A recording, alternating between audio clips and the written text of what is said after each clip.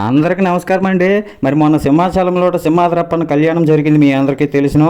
మరి ఆ తర్వాత స్వామివారి ఉంగరం పోయిందని చెప్పేసి వినోదోత్సవం చేయడం కూడా మనం చూసినాం కదండి. పాపం ఈ ఆచారం తెలియని భక్తులు చాలా మంది అల్లాడిపోంటారు అనుకోయండి. బాగున్నది కదా అది. మరి ఇదే నెలలోనే మరొక పండుగ వస్తుందండి. ఆ పండుగ కోసము సింహాచలం అంతా ముస్తాబు చేస్తాను, ఏర్పాట్లు చేస్తాను. చూడండి మీరు, ఎక్కడికక్కడ సామ్యానాలు ఎత్తాను, బార్కేడ్లు కడతాను, పెద్ద పెద్ద పందిర్లు ఎత్తాను, చాలా గట్టిగా చేస్తాను. ఇదంతా ఎందుకు చేస్తాను అంటే రేపు 20వ తేదీన వచ్చి ప్రపంచం నలుదిక్కల నుంచి ఇక్కడికి వచ్చి భక్తుల కోసం ఏర్పాట్లు చేస్తాను రండి. అవునండి, 20వ తేదీన మంచి పండుగ ఉన్నదండి. ఆ పండుగ పేరు చందనోత్సవం అండి.